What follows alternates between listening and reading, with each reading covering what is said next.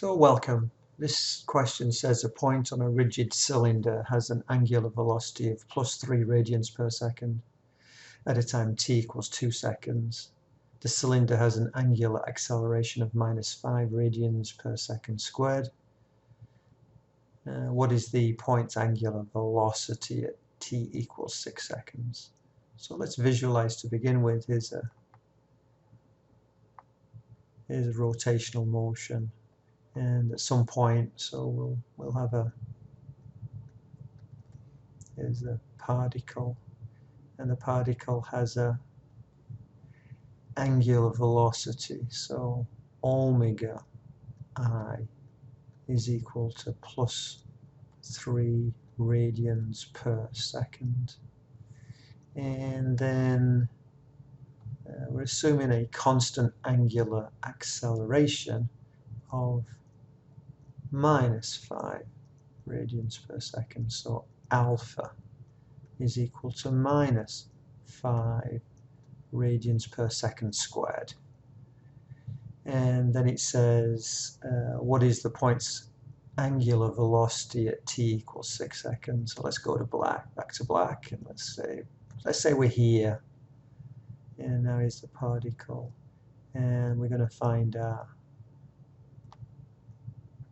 omega f, and this is at t is equal to 6 seconds, and this is at t is equal to 2 seconds, so this will be ti and this will be tf.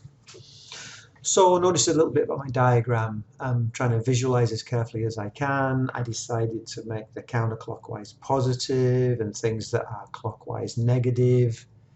So because my my initial angular velocity was +3 radians per second, I drew it with a counterclockwise arrow.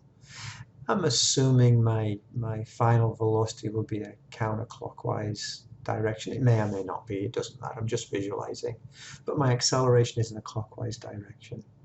And the analogy I have in my mind is that when we did linear work, we basically considered one direction to be the positive direction and another direction to be the negative direction, and everything was governed by those signs.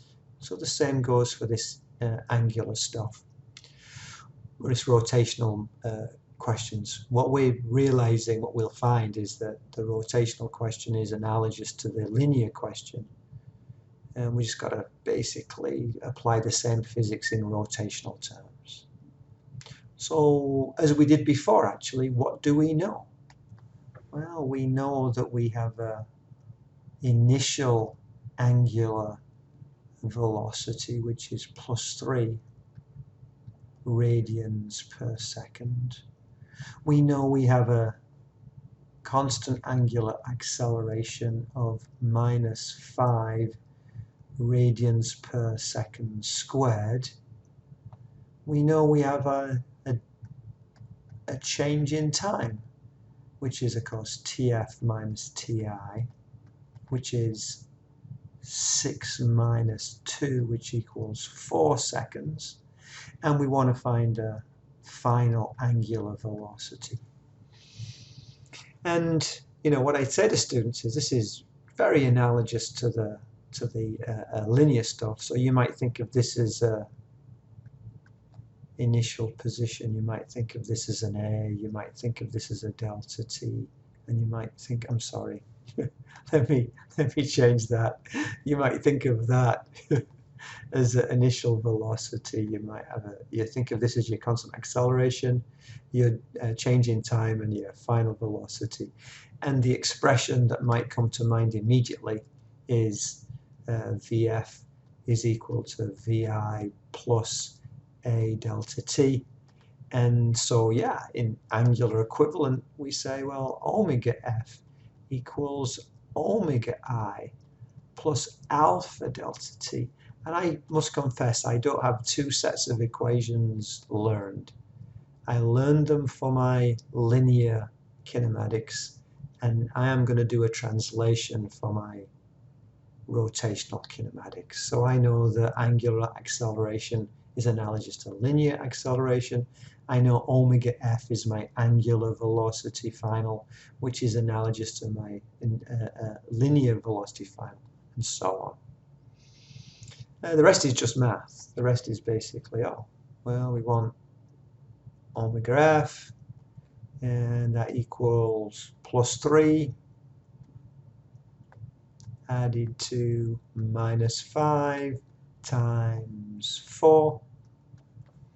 So omega f is equal to plus 3 added to minus 20.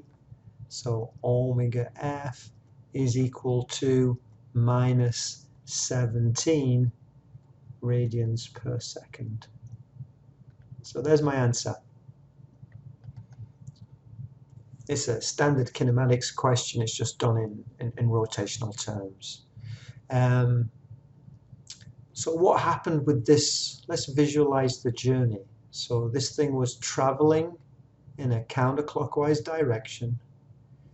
I know it was slowing down its angular journey because the acceleration was in a negative sign, and the velocity was a positive sign. And I know when the acceleration is in the opposite direction to my velocity, I'm slowing down. I remember that from chapter 2, actually, maybe chapter 3 from kinematics. So I'm slowing down while I'm going in a counterclockwise direction. At some point I stop, and then I start speeding up as I travel in the opposite direction.